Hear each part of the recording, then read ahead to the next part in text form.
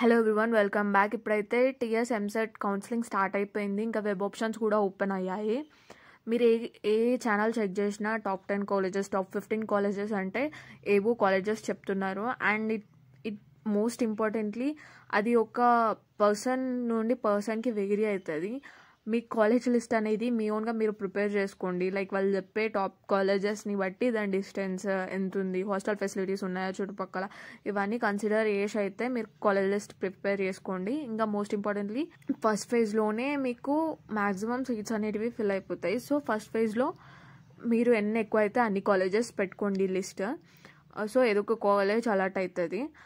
And ఇంకా branch గురించి వస్తే మీకు ఏ బ్రాంచ్ అయితే ఇంట్రెస్ట్ ఉందో ఆ బ్రాంచ్ సెలెక్ట్ చేసుకోండి.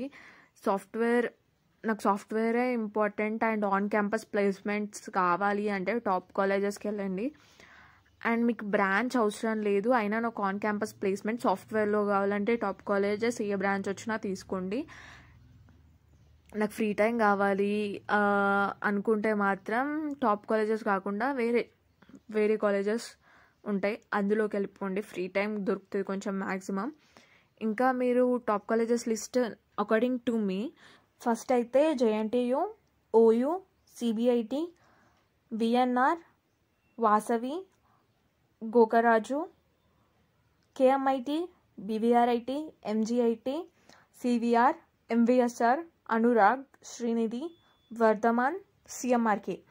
ఇవైతే top 15 colleges according to like ఏ బ్రాంచ్ తీసుకున్నా ఇవైతే టాప్ కాలేజెస్. అండ్ దీని కట్ ఆఫ్ మీకు కింద డిస్క్రిప్షన్లో లైక్ నేను పీడిఎఫ్ అయినా ఏదైనా పెడతా కింద డిస్క్రిప్షన్లో ఎంసెట్ కట్ ఆఫ్ ఈ కాలేజెస్కి ఎంత ఉందా అనేది.